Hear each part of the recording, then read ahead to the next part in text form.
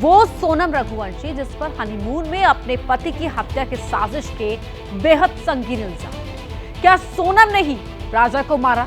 क्या सोनम ही मास्टरमाइंड है? क्या सोनम ने ही पूरी साजिश रची? क्या सोनम बेवफा है? ये तमाम सवाल पिछले 24 घंटों से सुर्खियों में छाए हुए हैं और इन तमाम सवालों के सही, सटीक और पुख्ता जवाब मिलने का समय भी नजदीक आ गया है, क्योंकि सोनम का सामना अब मेघालय पुलिस के सवालों से होने जा रहा है। बड़ी खबर आपको बता रहे हैं, सोनम इस वक्त मेघालय पुलिस की हिरासत में है, क्योंकि कोर्ट ने मेघालय पुलिस को सोनम को 72 घंटे यानी 3 दिन की ट्रांजिट रिमांड दी है, जिसके बाद बीती रात मेघालय पुलिस उसे गाजीपुर से पटना के लिए लेकर रवाना हुई और इस वक्त पटना के फुलवारी शरीफ स्टेशन पहुंच गई है। सोनम को आज ही पटना से फ्लाइट के जरिए शिलोंग ले जाया जाएगा और वहां उससे आगे की पूछताछ की जाएगी। उन तमाम सवालों के जवाब पूछे जाएंगे जो राजा रघुवंशी की कत्ल की गुत्थी सुलझाने के लिए बेहद जरूरी है। तो सोनम को लेकर पटना पहुंच चुकी है पुलिस। पटना से उसे फ्लाइट के जरिए शिलोंग लेकर जाएगी पुलिस और वहां मेघालय पुलिस के सवालों का सामना करेगी सोनम। सोनम को लेकर बीती रात ही गाजीपुर से निकल गई थी पुलिस की टीम और अब फिलहाल वो पटना पहुंच चुकी है और पटना से फ्लाइट के जरिए मेघालय उसको ले जाया जाएगा। क्या सोनम इस साजिश की मुख्य साजिश करता है? क्या सोनम ने ही पूरा षड्यंत्र रचा था? क्या मकसद था? कौन कौन शामिल था? क्या उसके घर वाले भी उसकी इरादों से वाकिफ थे? क्या कुछ चल रहा था सोनम के मन में? सोनम कहां थी? कैसे गाजीपुर पहुंच गई? तमाम सवालों का सामना अब सोनम करेगी। वो सोनम जिस पर हनीमून में अपने पति की हत्या के बेहद संगीन आरोप है। क्या सोनम ने ही राजा को मारा था? क्या सोनम ही मास्टरमाइंड है? ये पूरी साजिश आखिरकार किसने रची?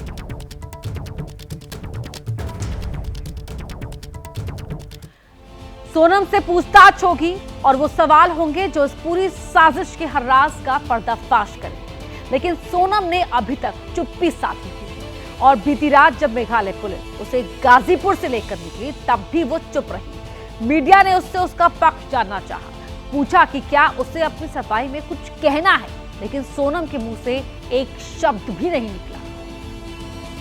है कि तुमने अपने पति की हत्या की है, कुछ कहना चाहोगे अपनी सफाई में?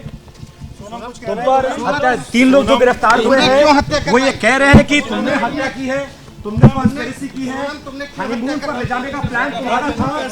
गाजीपुर कैसे पहुंची? 17 दिन कहाँ थी सोनम? तुम कुछ बोलना चाहोगे अपनी सफाई में? तुम्हें कुछ कहना है? तुम्हें फंसाया जा रहा है क्या? आरोप है तुमने हत्यारों को कहाँ से हायर किया था? कुछ इसके बारे में जानकारी? कितने पैसे में हत्यारों को हायर किया था? सोनम कुछ कहना चाहोगे अपनी सफाई में?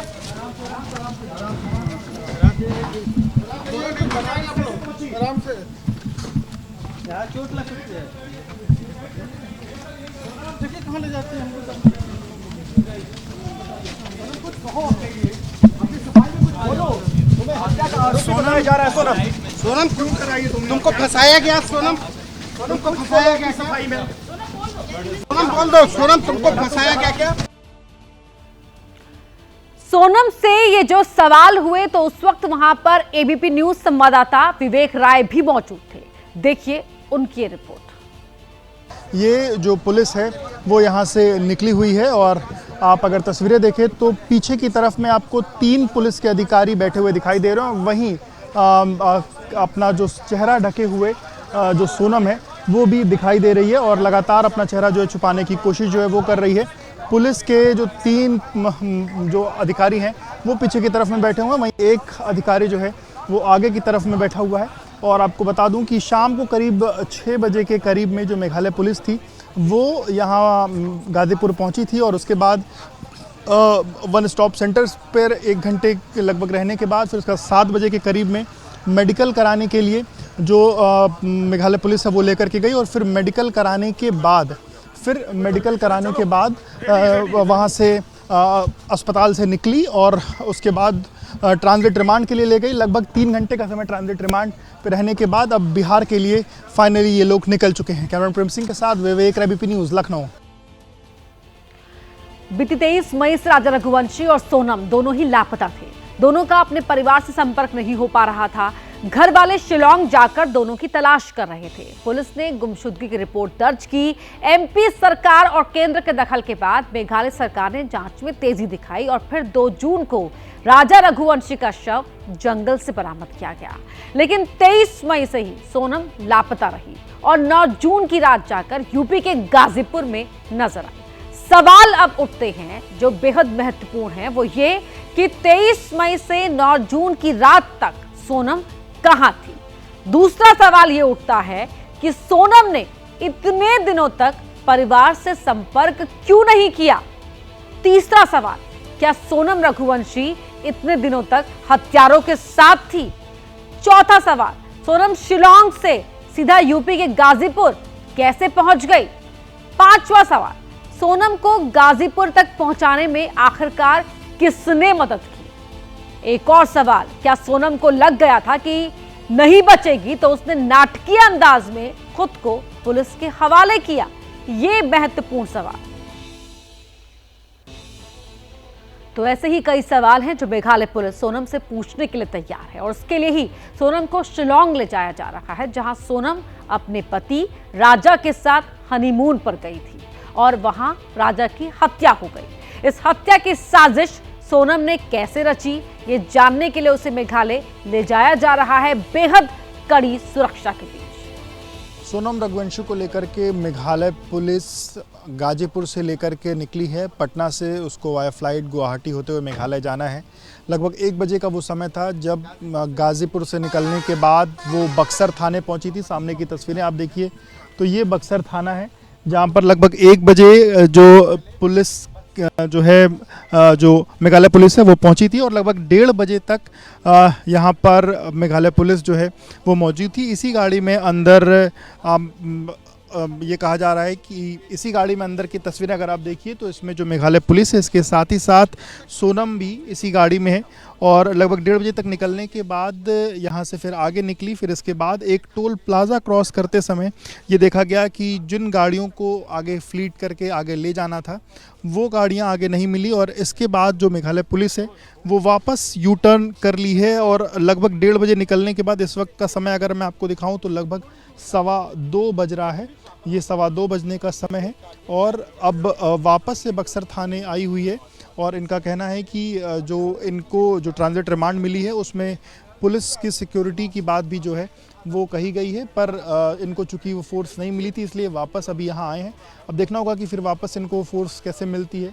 हालांकि बक्सर की पुलिस यहाँ पर तो है, वापस इनको आगे ले जाना होगा तो बक्सर पुलिस यहाँ से तो ले जाएगी, पर अब क्या आगे के थानों में इनको इत्तला किया जाता है, आगे के थानों में इनको जो है जानकारी मिलती है और कैसे यहाँ से वो पटना पहुँचते हैं ये देखना होगा। और पूरे मामले का अपडेट जानने के लिए रुख करेंगे अपने 2 सहयोगियों का, लेकिन पटना से विवेक राय और पटना से ही शशांक हमारे सहयोगी हमारे साथ जुड़े हुए हैं। उनका रुख करने से पहले आपको बता दें कि इस केस में पहले पुलिस की भूमिका को लेकर सवाल उठ रहे थे, लेकिन 24 घंटे में कहानी में नया ट्विस्ट आ गया। पुलिस की थियरी में एक एक करके सभी चेहरे और मोहरे सामने आने लगे। इस केस में कुल 5 किरदार हैं। राजा रघुवंशी जिनकी हत्या हुई, उनकी पत्नी सोनम रघुवंशी मुख्य आरोपी है, जिसे यूपी के गाजीपुर में नाटकीय तरीके से पुलिस ने कब्जे में लिया। सोनम के अलावा 3 आरोपियों को पुलिस ने इंदौर से गिरफ्तार किया है। इनमें से एक राज कुशवाहा मुख्य हैंडलर बताया जा रहा है। सूत्रों के मुताबिक राज कुशवाहा का संबंध सोनम से है। विशाल चौहान, आकाश राजपूत नाम के कॉन्ट्रैक्ट किलर को भी इंदौर से पकड़ा गया है। इसके अलावा एक आरोपी आनंद जो कि फरार था, उसे एमपी के सागर से पुलिस ने गिरफ्तार कर लिया है। सोनम के अलावा पकड़े गए 4 आरोपियों को एमपी और मेघालय पुलिस के जॉइंट ऑपरेशन में गिरफ्तार किया गया।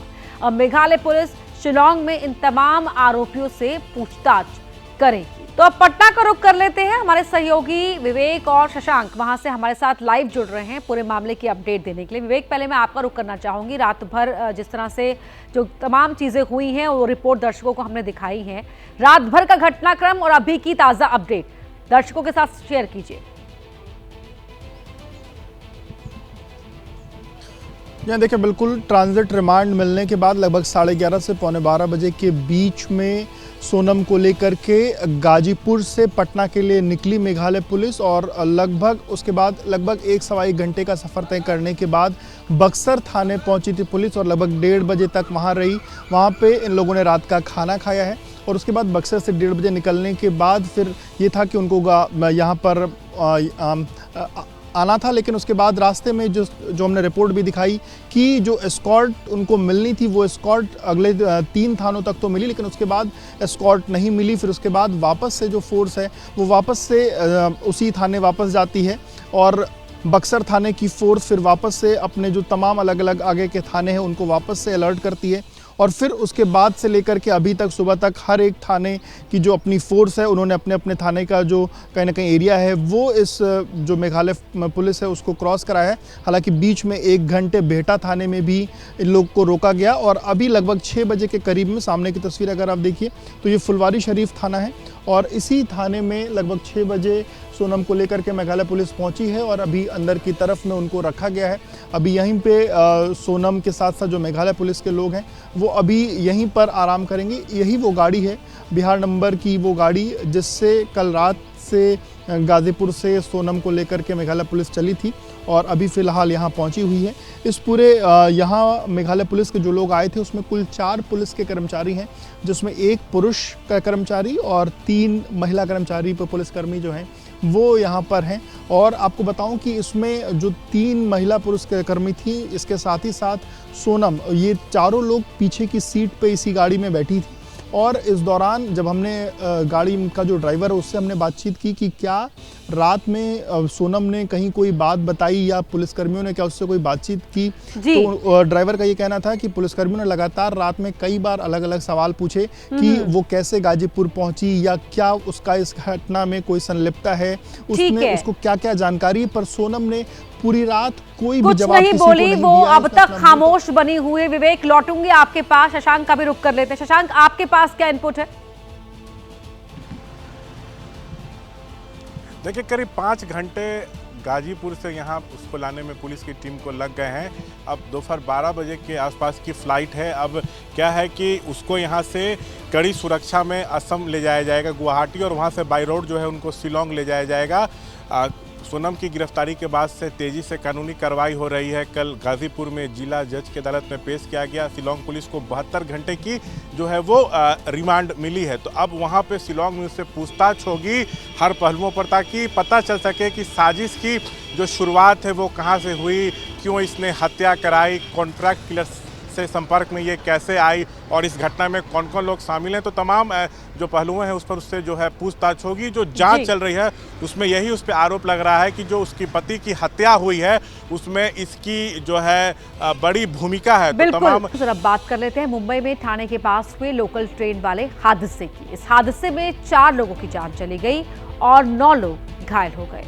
इस हादसे के दृश्य इतने भयानक हैं कि आपको विचलित कर सकते हैं। कल सुबह करीब 9:30 बजे जब यह हादसा हुआ तो यात्रियों के शव रेलवे ट्रैक पर इधर उधर बिखरे हुए नजर आए। यही वजह है कि हम उन्हें साफ साफ आपको नहीं दिखा रहे हैं, क्योंकि यह खबर सिर्फ लोकल ट्रेन तक ही सीमित नहीं है, बल्कि लोकल ट्रेन में हुआ यह हादसा सभी रेल यात्रियों की सुरक्षा पर गंभीर सवाल खड़े कर रहा है। लिहाजा इस खबर को बहुत ज्यादा गंभीरता से देखने की आवश्यकता है, क्योंकि सवाल ट्रेन के सफर में आपकी और हमारी सुरक्षा का है। लोकल ट्रेन को मुंबईकर्स की लाइफलाइन माना जाता है, लेकिन इसी ट्रेन ने कुछ लोगों की लाइफ खत्म करने का काम किया। सबसे पहले आपको बताते हैं कि आखिर मुंबई की लोकल ट्रेन में यात्रियों के साथ ऐसा क्या हुआ जिससे ये उनका आखिरी सफर साबित हुआ। पहले आप एक रिपोर्ट देखिए, इसके बाद हादसे को लेकर उठ रहे सवालों का विश्लेषण आपके लिए करेंगे। हर दिन हजारों लाखों मुंबईकर्स इसी तरह लोकल ट्रेन से अपनी अपनी मंजिल के लिए सफर करते हैं। ट्रेन में भारी भीड़ के बीच वो गेट पर लटक कर सफर करने को भी मजबूर होते हैं। सोमवार की सुबह कसारा जाने वाली लोकल ट्रेन में भी कुछ ऐसा ही दृश्य था। जानकारी के मुताबिक ट्रेन में काफी भीड़ थी। ट्रेन के डिब्बे अंदर तक खचाखच भरे हुए थे। ऐसे में कुछ यात्री ट्रेन के गेट या फुटबोर्ड पर खड़े होकर यात्रा कर रहे थे। दीवा और मुंब्रा के बीच एक ऐसा मोड़ आया जहां कुछ यात्री ट्रेन से नीचे ट्रैक पर गिर गए और उनकी मौत हो गई।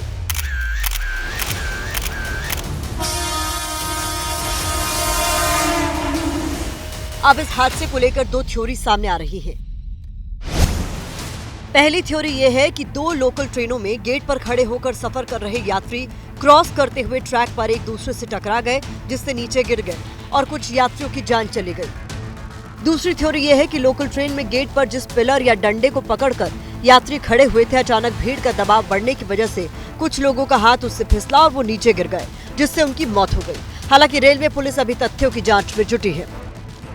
थ्रू ट्रेन थी, पैसेंजर जो थे वो गेट के ऊपर में लटक रहे थे और यहाँ पे आप देख रहे हो जैसा कर्व है, शार्प कर्व है, किसी कारण से उनका हाथ छूटा होगा और काफी संख्या में रहे होंगे, रस आवर रहता है।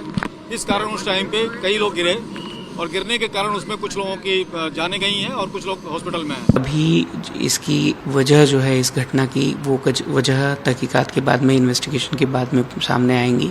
लेकिन जो संभावनाएं अभी हैं कि यात्री जो है वो फुटबोर्ड के ऊपर ट्रैवल कर रहे थे, उसी के साथ में दीवा और मुमरा स्थानकों के दरमियान जो कर्वेचर होता है वो भी एक उसमें से कारण हो सकता है। मारे गए 4 लोगों की जो जानकारी सामने आई है, उसके मुताबिक मृतकों में एक रेलवे पुलिस कर्मचारी विक्की मुखीदल भी थे। दिन ब दिन लोकल ट्रेन की बढ़ती गर्दियाँ, पब्लिक ज़्यादातर बढ़ रही है अभी मुंबई में लोकल ट्रेनों में, तो इस चीज़ के ऊपर प्रशासन ने पहले से ही ध्यान देना चालू किया रहता तो यहाँ जो ज़्यादा बड़ी दुर्घटना हुई है ये हो नहीं सकती थी। इस हादसे के बाद एबीपी न्यूज संवाददाता नम्रता दुबे ने भीड़ से भरी एक लोकल ट्रेन में सफर किया। कैमरे पर उस जगह को भी दिखाया जहां रेलवे ट्रैक पर यह हादसा हुआ। ये वो घटना स्थल है जहां ट्रैक पर कई लोग गिर गए और ये स्थिति ऐसे हुई कि लोगों का हाथ छूटा और हाथ ऐसा छूटा कि अब वो कभी वापस लौट नहीं सकते। इतना ज़्यादा ट्रेन में रश था कि ट्रेन के फ्लो यानी कि कर्व पे आते ही लोगों का हाथ ज़ोरदार तरीके से छूटा और लोग जो है अपने बैग और अपने सामान के साथ ट्रैक पर गिरे। अब सवाल यह है कि भीड़ की वजह से गेट पर खड़े होकर सफर करना लोकल ट्रेन यात्रियों की मजबूरी है, लेकिन क्या ट्रेन में भीड़ कम करना रेलवे की जिम्मेदारी नहीं है? लोकल ट्रेन के यात्रियों का इस पर क्या कहना है, सुनिए। बहुत भीड़ होती है, चढ़ने में नहीं होता, पब्लिक एक दूसरे से लड़ता है चढ़ने के लिए, पूरा शरीर ही बाहर लटकता है। इधर का मैनेजमेंट ही सब सही नहीं है। पब्लिक का जितना डिमांड है उतनी ट्रेन आती नहीं है। सिर्फ यात्रियों की लापरवाही को हादसे की वजह मानकर रेलवे अपनी जवाबदेही से नहीं बच सकता। जिम्मेदारी तो रेलवे की भी बनती है। आखिर उसने लोकल ट्रेन यात्रियों की सुरक्षा के लिए क्या उपाय किए हैं?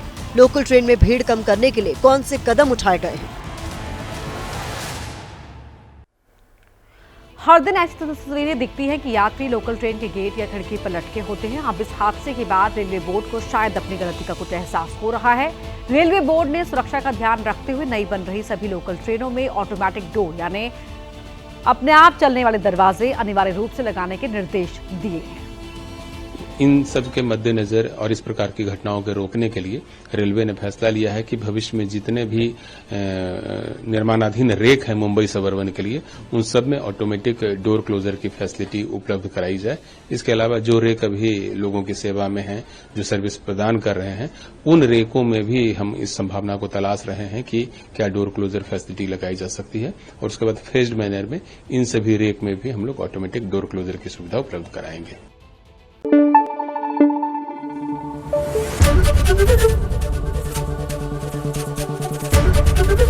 एबीपी न्यूज आपको रखे आगे।